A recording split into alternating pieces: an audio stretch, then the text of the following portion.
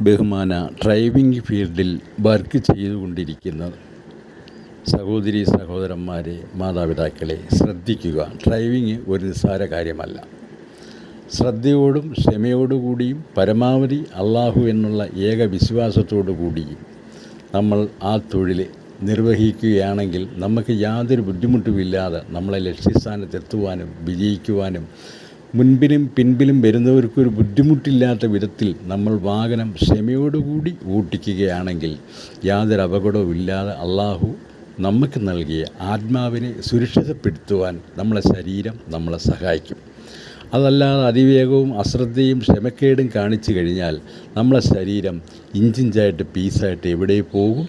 നമ്മൾ ആത്മാവ് ഒളിച്ചോടേണ്ട ഗതി പോലെ സംഭവിക്കും. അങ്ങനെ സംഭവിക്കാതിരിക്കാൻ നമ്മൾ ഓരോരുത്തരും ക്ഷമയോടുകൂടി യാത്ര ചെയ്യുക. ഒരാൾ സഞ്ചരിക്കുന്നതായാലും 100 പേരെ കൊണ്ട് യാത്ര പോകുന്നതായാലും ആ വാഹനങ്ങൾ ക്ഷമയോടുകൂടി സുരക്ഷിതമായി നമ്മൾ ഡ്രൈവ് ചെയ്താൽ നമ്മളെ ജീവനെ രക്ഷിക്കുവാൻ കഴിയും.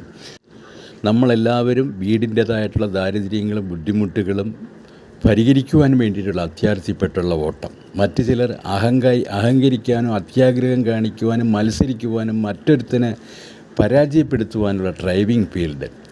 ഇതൊക്കെ സഹോദര സെക്കൻഡുകൾ കൊണ്ട് നശിപ്പിക്കാതിരിക്കുവാൻ ശ്രമിക്കുക, സമാധാനിക്കുക.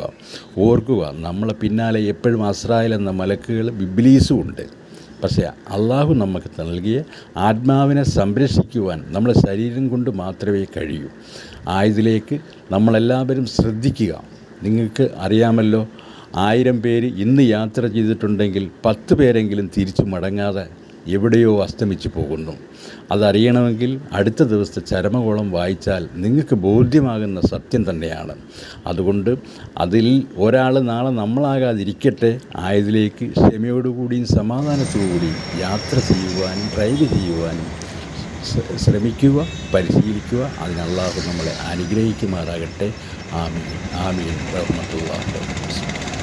ഈ സന്ദേശം കാണുന്നവരും ദയവായി മറ്റ് സഹോദരങ്ങളിൽ കൂടി അറിയിക്കുക, എത്തിക്കുക. അവരും നമ്മളെപ്പോലുള്ള ജീവനുണ്ട് എന്ന് ഓർക്കുക.